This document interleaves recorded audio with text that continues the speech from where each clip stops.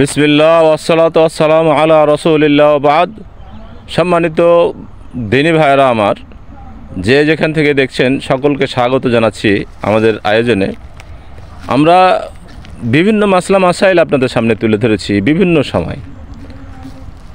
আমরা আপনাদের কাছ থেকে অনেকে সাড়া দিচ্ছেন না। যারা দিচ্ছেন সুস্বাগতম, তাদেরকে অনেক অনেক অনেক অনেক ধন্যবাদ। আর যারা ইগনোর করছেন, দিনী ভাইকে এড়িয়ে যাচ্ছেন, তাদেরকেও স্বাগতম। আজকে ভালো না লাগলে হয়তো একদিন আপনার দিনের মূল কথাগুলো আপনাকে অবশ্যই ভালো লাগবে। কারণ প্রতিটি ইমানদারের একটা দায়িত্ব থাকে। বাল্লেগু আন্নি ওয়ালাউ আয়া, নবী সাল্লাল্লাহু আলাইহি ওয়াসাল্লাম বলছেন যে তোমরা আমার কাছ থেকে একটা ধর্মীয় একটা বিষয় জানলো সেটা মানুষের কাছে জানিয়ে দাও। আমরা এই আপ্রাণ চেষ্টাটুকু করছি। আমাদের সব জায়গাতেই, ফেসবুকে আছে, টিকটকে আছে এবং ইউটিউবেও একটি চ্যানেল রয়েছে যেখানে আমরা দিনের কথাগুলো আপনাদের কাছে শেয়ার করছি, বলছি, চেষ্টা করছি। তো আপনারা লাইক শেয়ার করবেন, মানুষের কাছে জানাবেন, পৌঁছাবেন। এটা আপনাদেরই মানি দায়িত্ব। যদি না করেন, ইগনোর করেন, সেটা আপনার ব্যক্তিগত ব্যাপার, সেটা আপনার একান্তই নিজস্ব ব্যাপার, সেটা আপনার একান্তই নিজের দিলের ব্যাপার।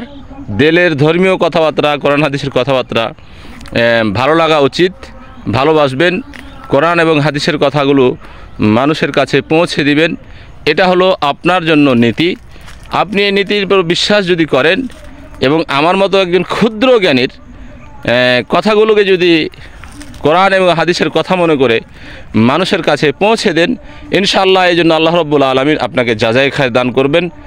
তো আজকে আমরা তেমনি একটি গুরুত্বপূর্ণ কথা আপনাদের সামনে তুলে ধরতে চাই। সেটা হচ্ছে যে কুল্লু বানি আদম খাত্তাউন ওয়া খায়রুল খাত্তাইনা তাওয়াবুন। প্রত্যেকটি আদম সন্তান ভুল করবে এবং ভুলের সাথেই আদম সন্তানের সম্পৃক্ততা, এটা স্বাভাবিক।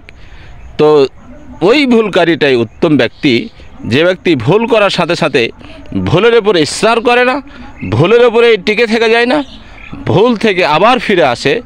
একে আল্লাহ রাসূল সাল্লাল্লাহু আলাইহি ওয়াসাল্লাম বলছেন খায়রুল খাত্তাইন, উত্তম ভুলকারী। তো আমরা উত্তম ভুলকারী হতে চাই।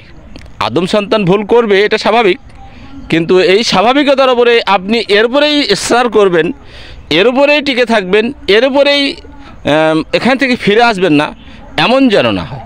আপনাকে ভুল করার সাথে সাথে আল্লাহ রাব্বুল আলামিনের কাছে ফিরে আসতে হবে, তওবা করতে হবে, তওবা করে আপনাকে ফিরে আসতে হবে।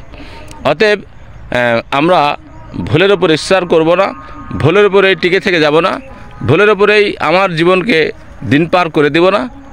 আমরা যেন আল্লাহ রাব্বুল আলামিনের কাছে ভুল ত্রুটি যদিও হয়েও যায়, ভুল করার পরেও যেন আমরা ভুল থেকে ফিরে আসতে পারি।